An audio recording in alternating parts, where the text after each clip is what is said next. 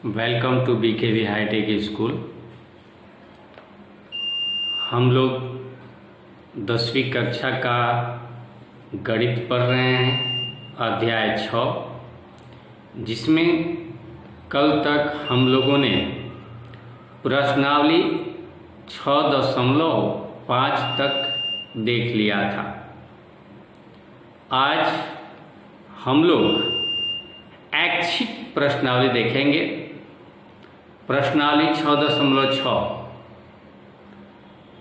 देखिए विद्यार्थियों, आपके पुस्तक में इत्तेफाक से नीचे लिखा हुआ है कि यह प्रश्नावली परीक्षा के दृष्टि से नहीं दी गई है, लेकिन मैं आपको बता दूं, ये ऐच्छिक प्रश्नावली से भी आपके बोर्ड एग्जाम में प्रश्न दिए हुए रहते हैं। इसलिए यह आपके लिए आवश्यक हो जाता है कि इनमें जितने भी ऐच्छिक प्रश्नावलियाँ हैं आपके पुस्तक में, उन प्रश्नावलियों के एक एक प्रश्न को आप लोग बहुत बढ़िया से बना सकें। इसलिए आज मैं शुरू करने जा रहा हूं आपके इस अध्याय त्रिभुज का प्रश्नावली 6.6। चलिए तो हम लोग आगे बढ़ते हैं और प्रश्न संख्या 1 देखते हैं। प्रश्न संख्या 1, आकृति 6.56 दिया हुआ है आपके पुस्तक में, और तब हम इसमें क्या दिया हुआ है वो देखेंगे। तो चलिए सबसे पहले हम इस आकृति को बनाते हैं जो आपके पुस्तक में दिया हुआ है।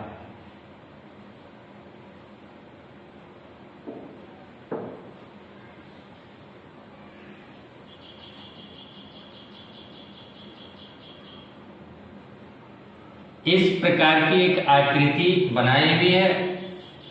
यहाँ पर लिखा हुआ है P,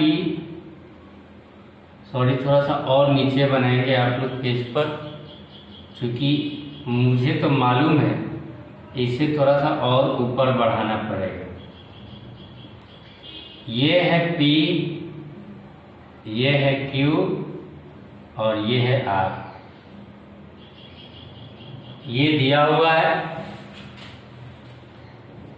PS QPR का समद्विभाजक है। QPR का समद्विभाजक यानी यह अगर 60 डिग्री का है तो इसमें हमने ऐसा एक रेखा खींचा है जो ये समद्विभाजित हो जाए। मतलब मैंने ये नहीं कहा कि 60 डिग्री का है, हो सकता है ये 45 का ही हो सकता है 30 डिग्री का हो, चाहे जितना भी डिग्री का, उससे हमें मतलब नहीं है। बस इस P कोण को समद्विभाजित करने वाला हमने एक रेखा खींचा जो आपका प्रश्न कह रहा है।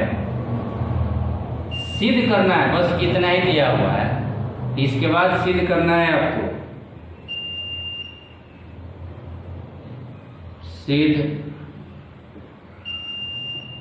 करना है QS बटा SR is equal to PQ बटा PR। ये आपको सिद्ध करना है।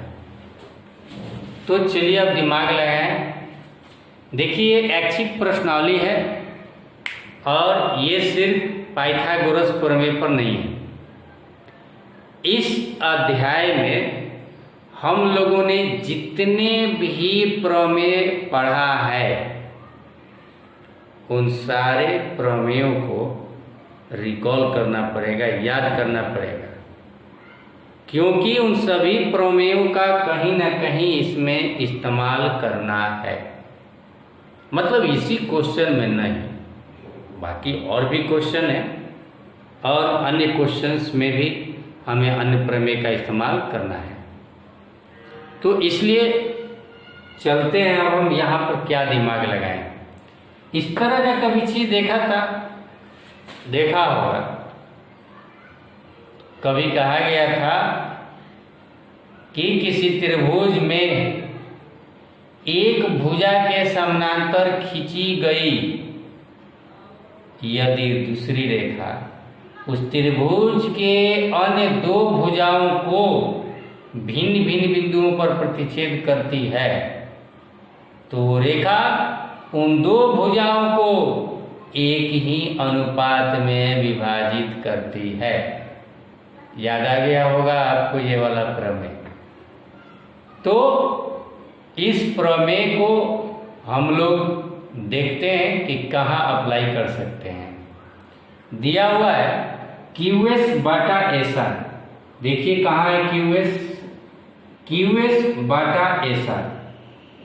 ये तो एक भुजा है और इस भुजा को प्रतिच्छेद करने वाले देखिए ये PS, लेकिन इसका अब देखिए इधर दिया PQ, तो PQ बटा कितना, तो एक और त्रिभुज तो इधर होता तब ना, और हम पता चलता तब न यह किसके समानांतर है, और यह तब न यह भुजा समानुपाती होता, लेकिन यहाँ पर नहीं दिया हुआ है।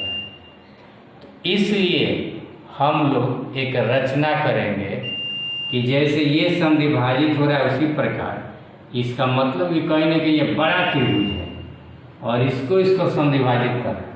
वो जो रेखा छुपा हुआ है वह रेखा कहीं ना कहीं PR के बराबर लिखा हुआ है, PR के बराबर है, तो अभी उसको हटाकर और उसके स्थान पर PR दे दिया गया है ना।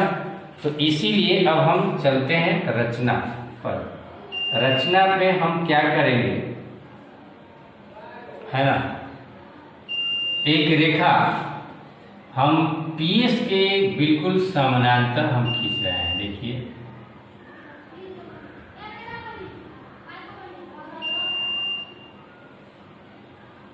और QP को हम आगे बढ़ाएं,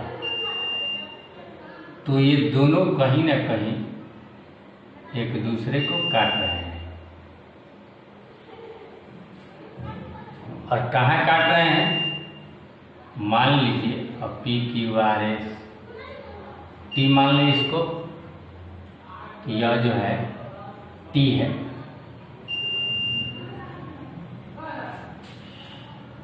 अब एक झलक मैं आपको दिखा रहा हूं कि हम क्या करने वाले हैं। झलक दिख गया होगा। एक त्रिभुज TQR में हमको देखना है कि कहीं न कहीं यह TR PS के समानांतर होगा, तो इतना बटा इतना बराबर इतना बटा इतना। लेकिन ये नहीं दिया हुआ है PT, तो PT के बदले PR दिया हुआ है। तो इसीलिए हमें इसे क्या करना होगा, बराबर सिद्ध करके और इसको हटा देना होगा। जो हमारा रचना ओरिजिनल तो है भी नहीं। तो हमने क्या किया रचना में, TR समानांतर खींचा। किसके समानांतर खींचा, PS के, तथा QP को आगे बढ़ाया T तक, जहां पर प्रतिच्छेद कर रहा है।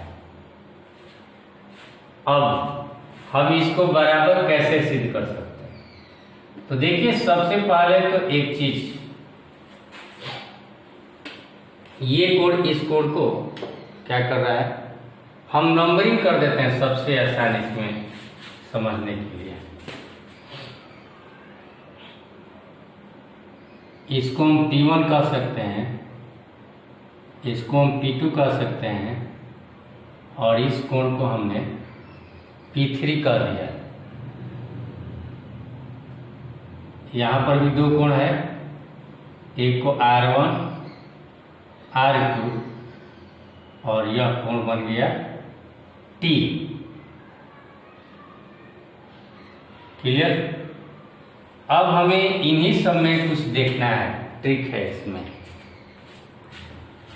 क्या ट्रिक है देखिएगा ध्यान से। सबसे पहले हमने रचना किया है कि पी एस समानांतर है टी आर के,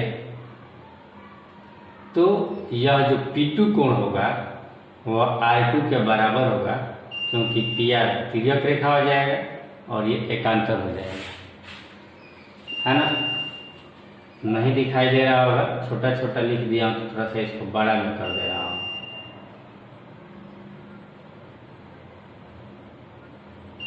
यहाँ में लिख दिया P1 P2 और ये हो गया P3। यह P2 R2 के बराबर होगा।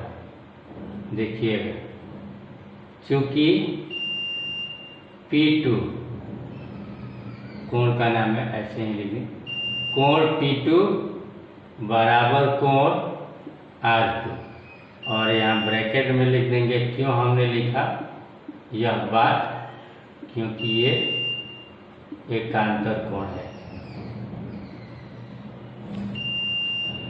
है ना।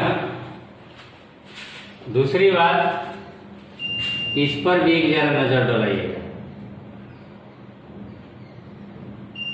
यह T पर और P1 पर। P1 बराबर होगा कोण T के।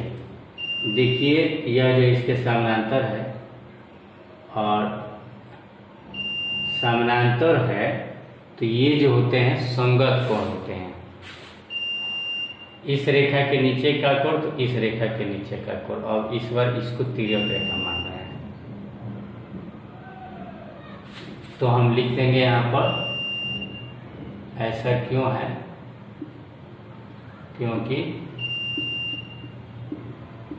संगत कोण है। और दूसरी बात, एक और चीज, कि यह P1 P2 के बराबर है, क्योंकि आपके बुक में दिया हुआ प्रश्न में कि त्रिभुज PQR में यह जो PS है वह कोण P का समद्विभाजक है।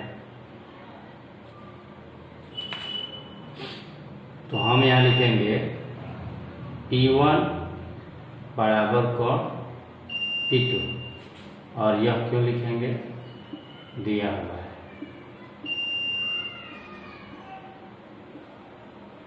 तो अब इस तीनों को देखिए, P1 P2 के बराबर है और P2 के बराबर ही है, P1 के बराबर ही है, तो इसलिए हम लिखेंगे कोण R2 बराबर कोण T। यह R2 और T बराबर हो जाएगा, क्योंकि P1 और P2 बराबर है। अब इस त्रिभुज में देखिए, त्रिभुज TPR में, त्रिभुज TPR में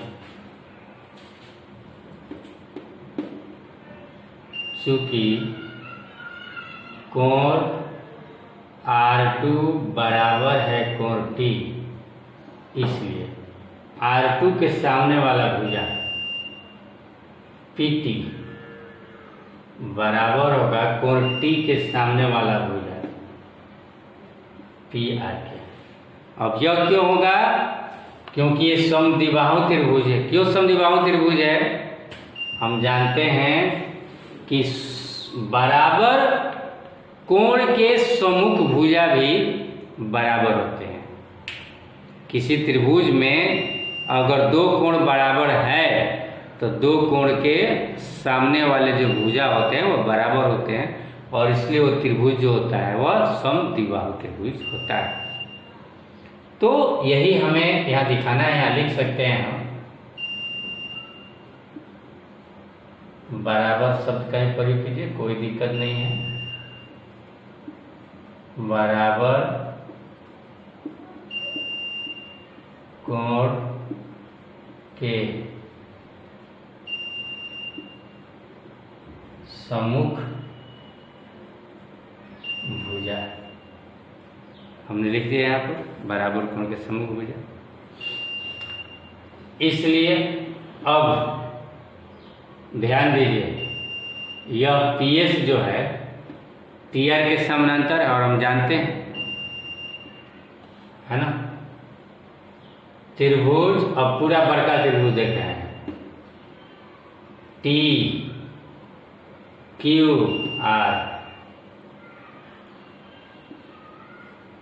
में, है ना, TQR में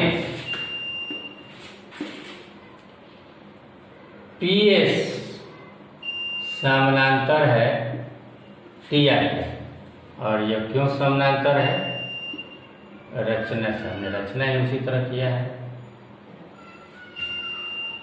PS समानांतर है अगर TR के, तो याद कीजिए जब एक रेखा के समानांतर खींची गई रेखा त्रिभुज के अन्य भुजाओं को अगर दो बिंदुओं पर भिन्न भिन्न बिंदुओं पर प्रतिच्छेद करती है तो वो रेखा उन दोनों रेखाओं को उन दोनों भुजाओं के एक ही अनुपात में विभाजित करती है। तो यहाँ लिखेंगे आधारभूत प्रमेय से, या थेल्स के लिख सकते हैं, थेल्स के आधारभूत प्रमेय से क्या लिख सकते हैं हम? QS बटा A star is equal to QP।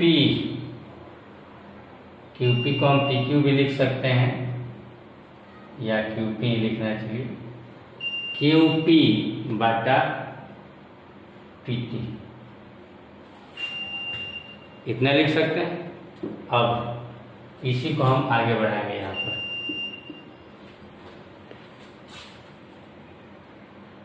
QS बटा A स्टार बराबर, यही हमें सिद्ध करना PQ। तो QP यहाँ आ गया है तो QP को हम PQ लिख सकते हैं और PR यहाँ पर है। हमारे पास क्या है, हमने क्या लगाया है PT, तो यह हम PT के जगह पर अब हम क्या लिखेंगे? देखिए PT के जगह पर PR लिख सकते हैं। क्यों लिख सकते हैं?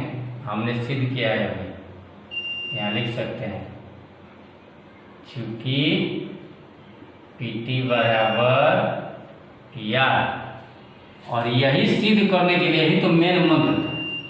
इसी को सिद्ध करने के लिए हमें इतना बेलना पड़ा, है ना। और अब लिख देंगे हम प्रूफ। हो गया, बढ़िया से देख लीजिए एक बार, बिल्कुल आसान है ना। सिर्फ समझना है दो चीज यहाँ पर कि एक बार हमें क्या करना है, रचना करना है। रचना समझ में आ गया होगा, रचना क्यों करेंगे, और इसमें कोण को बराबर सिद्ध करके भुजा दिखाना होगा, ये दोनों भुजा बराबर है, तभी हम इतना बटा इतना और इतना बटा इतना लिख सकते हैं, जो कुछ भी आपके बुक में दिया हुआ है। एक और रिक्वेस्ट करना है, देखिए इसी प्रकार का क्वेश्चन एक और भी दिया होगा आपके पुस्तक में, जहाँ तक मुझे याद है।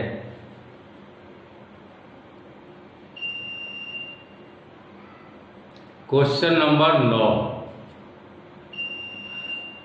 जिन लोगों ने इस प्रश्न को बना लिया, बिल्कुल इसी प्रश्नावली का 6.6 का प्रश्न संख्या 9 बन जाएगा।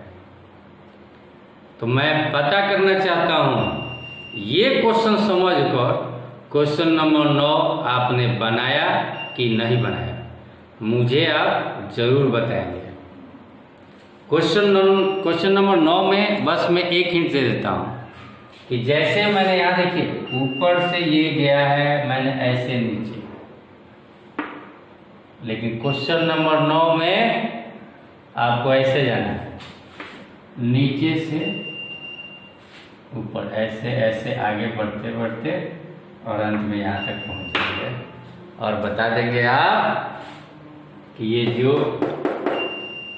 कोण है वह समद्विभाजित हो रहा है। अब इससे ज़्यादा मैं कुछ नहीं बताऊंगा, आगे अब बता रहा हूँ। तो चलिए अब हम लोग अपने ऐच्छिक का क्वेश्चन नंबर 1 के बाद क्वेश्चन नंबर 2 पर ध्यान देते हैं। क्वेश्चन नंबर 2 कह रहा है आपका पुस्तक कि आकृति 6.57 में डी त्रिभुज ABC की कर्ण AC पर स्थित एक बिंदु है। त्रिभुज ABC का कर्ण AC पर स्थित एक बिंदु है। त्रिभुज ABC इसमें बनाया हुआ है, देखिए कुछ इस प्रकार से।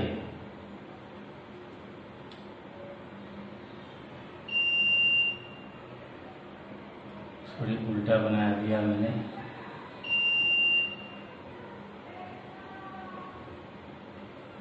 इस प्रकार से बनाया हुआ है और यहाँ लिखा हुआ है A B C और D त्रिभुज ABC के कर्ण AC पर स्थित एक बिंदु है। यहाँ AC पर D नहीं है, D जो है AB पर है, ये ध्यान देना है। और C समकोण है, तब यह AB जो है कर्ण है और कर्ण AB है और इस पर D जो है कोई बिंदु है। इस पर एक बिंदु है, जबकि BD AC पर लंब है। BD AC पर लंब है, गलत दिया हुआ है।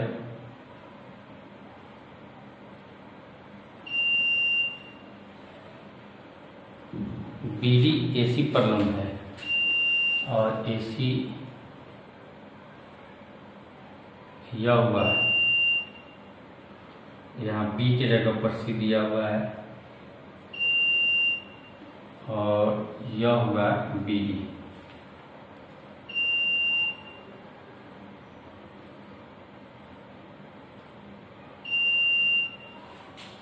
और यह लंब है, यह दिया हुआ है कि BD AC पर लंब है तथा DM लंब है BC पर। D से M ये भी ठीक दिया हुआ है, यह M है। DM BC पर लंब हो गया, लंब है तो लंब का चिन्ह ऐसे में दे दूँ। और साथ ही साथ DN AB पर लंब है, ये AB है, D से N भी खींचा हुआ है।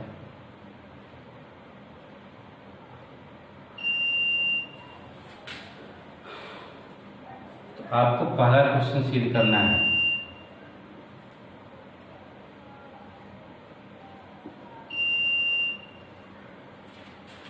सिद्ध कर रहा है नंबर 1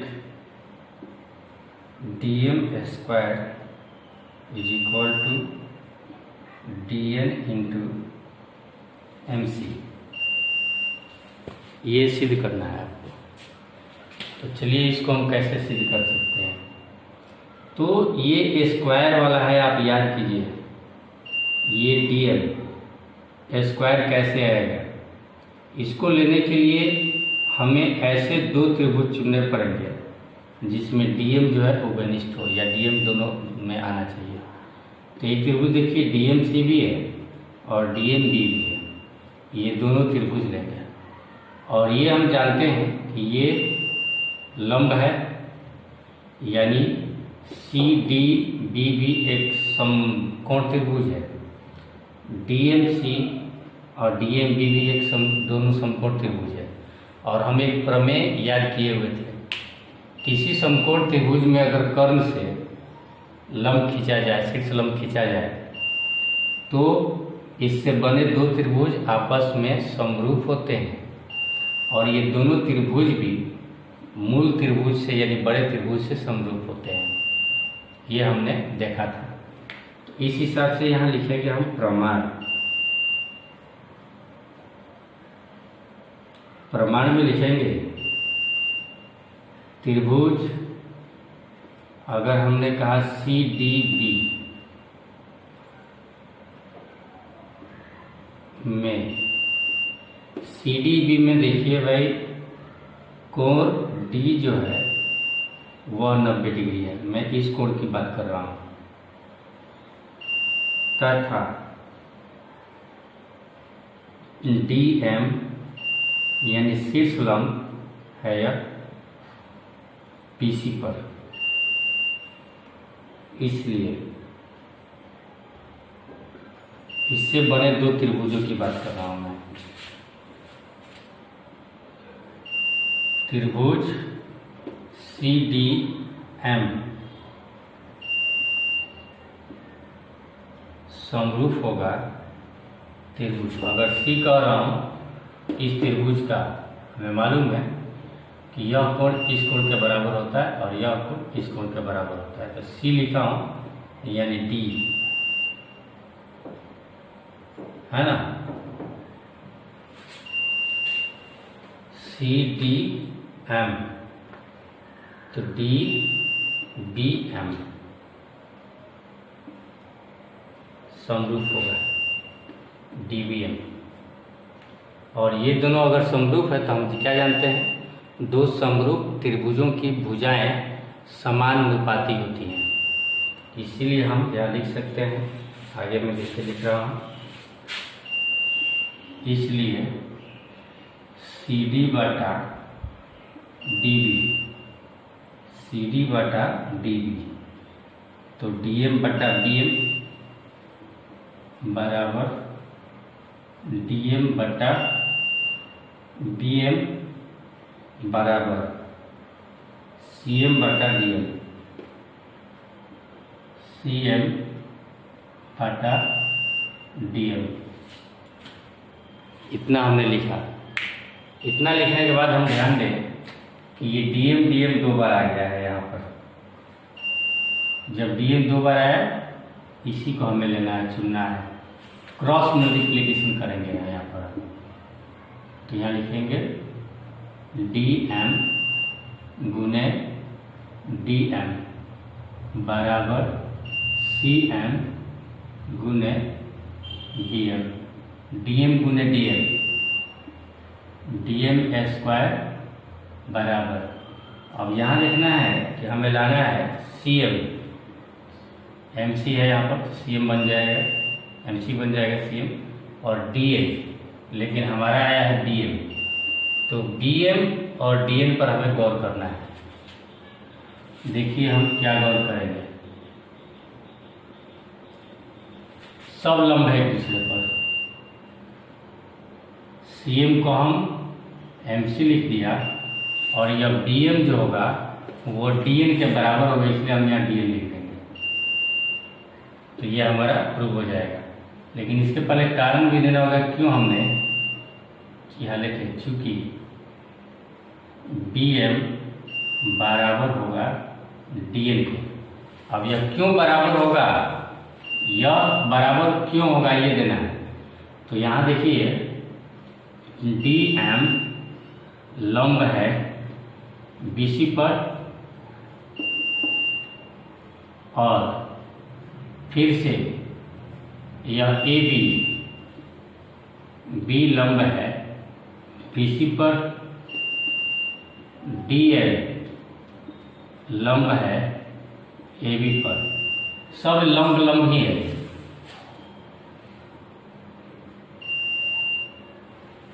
लंब है यानी ये भी 90, ये भी 90, ये भी 90 और ये भी 90 आपका, या समानांतर हो जाएगा, हम यूँ कहें। इस प्रकार से अगर लंब है 90-90, तो ये तिर्यक रेखा के एक ही ओर के अंतःकोणों का योगफल 180 के बराबर होता है, समानांतर होता है। और ऐसे भी हम जानते हैं जब 90-90 है तो यह एक आयत हो जाएगा, यहाँ लिख सकते हैं सीधा। इसलिए D and BM,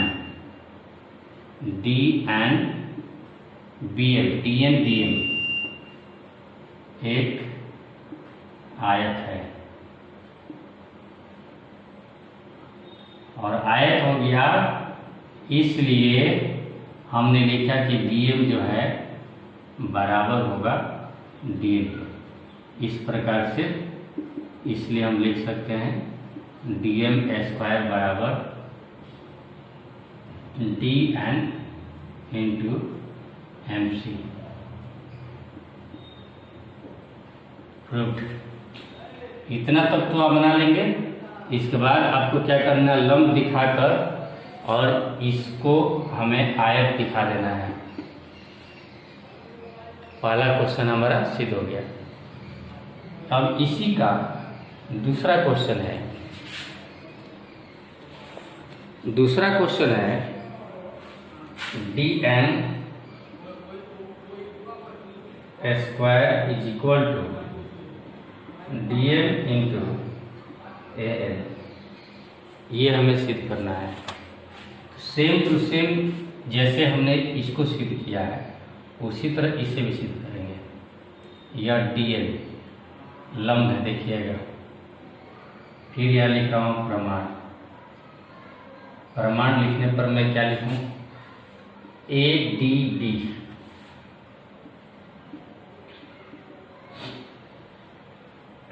त्रिभुज ADB में कोण D बराबर 90 डिग्री है, और यह DN लंब है AB पर। तो फिर उसी प्रकार ये दोनों त्रिभुज क्या होंगे, समरूप होंगे, क्योंकि लंब है, तो है ना। अब अगर समरूप है तो कौन कौन सा त्रिभुज लिखे कि भुजाएं समानुपाती हो जाए, ये भी ध्यान रखना। अगर मैं DNB कह रहा हूँ,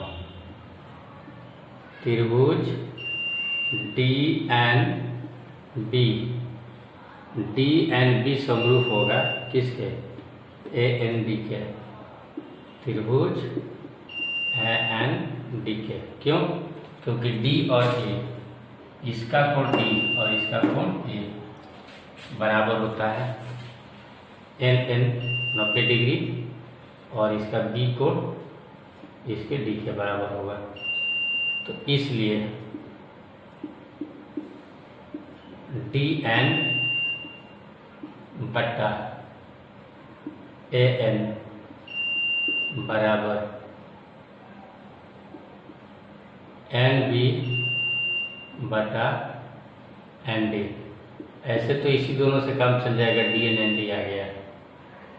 फिर भी हम आगे बढ़ा रहे हैं। अगर DB लिख रहे हैं तो यहाँ पर AD लिखना होगा। हमें सेलेक्ट इन दो को करना है, मात्र इन दो को करेंगे तो हो जाएगा।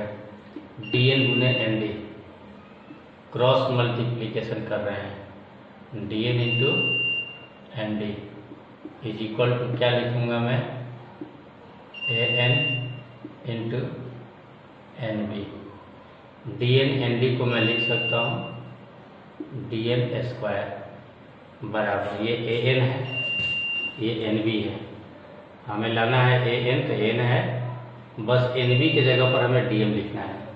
NB की जगह पर हमें DM लिखना है। क्यों लिखना है, आयत है, आयत के आमने सामने की भुजा बराबर होते हैं। AN और NB की जगह पर हमें क्या लिखना है, फिर से DM, और यहाँ लिख देंगे चूँकि NB बराबर होगा DB के आयत के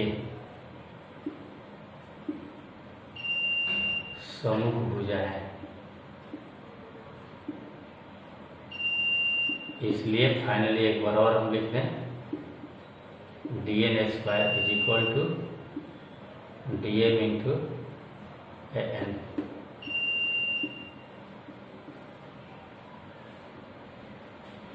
ये हमारा प्रूव्ड हो गया।